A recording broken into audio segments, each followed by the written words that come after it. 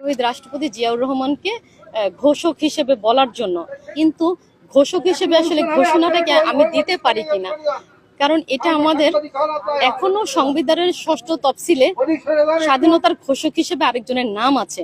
আসসালামু আলাইকুম রহমতুল্লাহ। প্রিয় দর্শক, ঝিনাইদহের মহেশপুরে উপজেলা নির্বাহী কর্মকর্তা ইউনো খাদিজা তাকে বদলি করা হয়েছে। কেন বদলি করা হয়েছে? আশ্চর্য হবেন, অবাক হবেন যে এই 26শে মার্চ স্বাধীনতা দিবসে তিনি যে বক্তব্য দিয়েছেন সেখানে এই যে স্বাধীনতার ঘোষক জিয়াউর রহমান তিনি এই কথা বলেন নাই। এই কথা না বলার কারণে বিএনপির লোকজন ওই অনুষ্ঠান বয়কট করেছে এবং তারা আন্দোলন করেছে। পরবর্তীকালে ওই ইউনোকে বদলি করা হয়েছে। ক্ষমতার পাওয়ার দেখছেন? বিএনপি ক্ষমতায় এসেই পাওয়ারের অপব্যবহার করতেছে, যাকে খুশি তাকে বদলি করতেছে।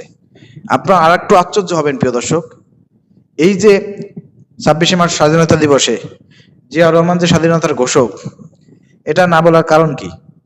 এটা না বলার পিছনে যুক্তি দিয়েছে এই ইউনো মহিলা। তিনি যুক্তি দিয়েছেন। কি দিয়েছেন? কিভাবে দিয়েছেন? চলেন তার নিজের মুখ থেকেই শুনে আসি কেন তিনি এই জিয়াউর রহমানকে স্বাধীনতার ঘোষক বলেন নাই। তার যুক্তিটা কি? তার যুক্তিটা হচ্ছে প্রিয় দর্শক, যে সংবিধানে আসলে লেখা নাই। সংবিধানে যেহেতু লেখা নাই, অতএব আমি বলতে পারবো না। সংবিধানে লেখা আছে যার নাম, তার নাম বলছে।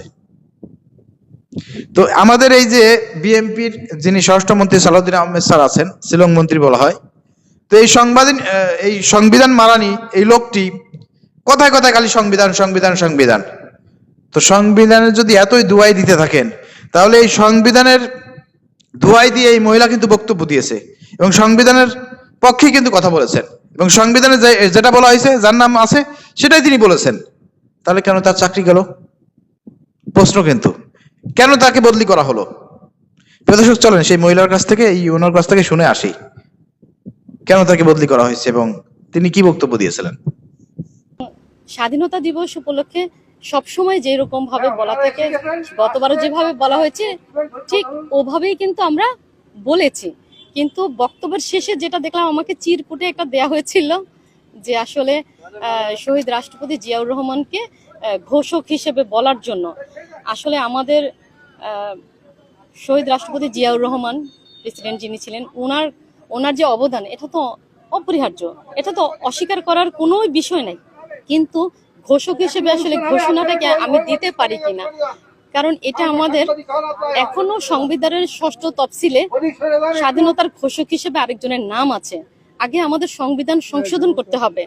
ওটা সংশোধন করলে, আর আমরা সরকারি কর্মকর্তারা, আপনার সরকারি যে নির্দেশনা আমাদের আসবে, আমরা সেটা 100% পালন করব। এটাই আমাদের করতে হবে। আমাদের কোনো ঘোষক হিসেবে ঘোষণা করা আমাদের কিন্তু আমরা এখন পারছি না। এটা আমরা পারবো যদি সেটা তফসিল হয়, গেজেট হয়। প্রিয় দর্শক, আপনারা ইউনোর বক্তব্য শুনলেন। তিনি কিন্তু একেবারে সালাউদ্দিন আহমেদ স্যারের মতন একদম সংবিধান অনুযায়ী কথা বলছেন।